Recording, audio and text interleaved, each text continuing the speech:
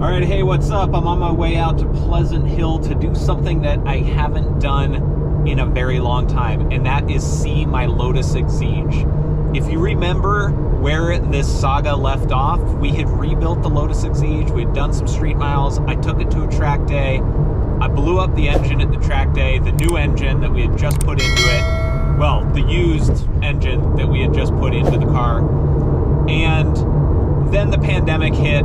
Today I'm going to go out there and try to help Antonio get the rear clamshell off. That's kind of a two-person job because it's sort of awkward and hard to wrangle with just one person. So that's it. Let's head out to Pleasant Hill, and it's going to be a hot one out there. It's probably going to be about 90-95 degrees out there today, so not a great day for working in the garage, but you know what, we'll take what we can get, and we'll make this work. We'll try to make some progress today. So let's go. The Exige! I haven't seen you in a while, and my last experience with you was not a good one. When I blew up your engine.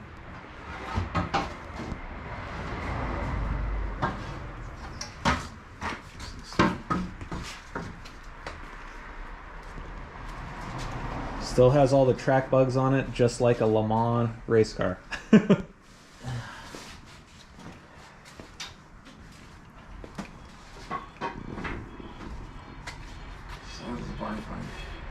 That's right, barn find. It's been sitting in a barn for 2 years.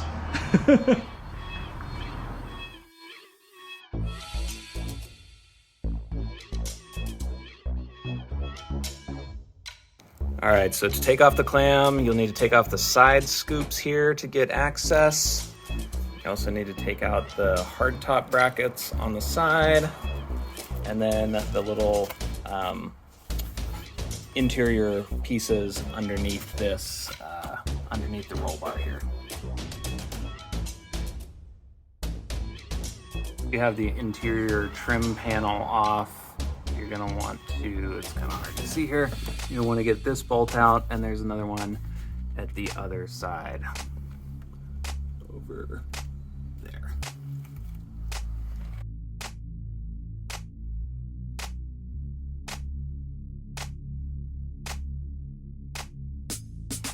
You'll need to take off the rear diffuser, which Antonio is working on right now.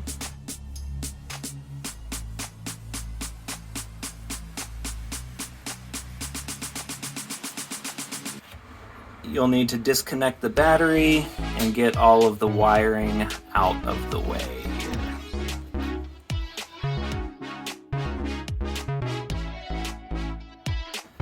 We also need to remove the fuel filler cap door here, because that is attached to the clamshell.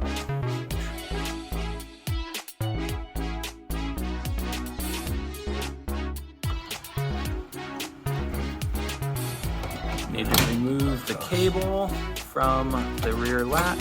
You don't have to take the whole latch off, but yes, remove the cable.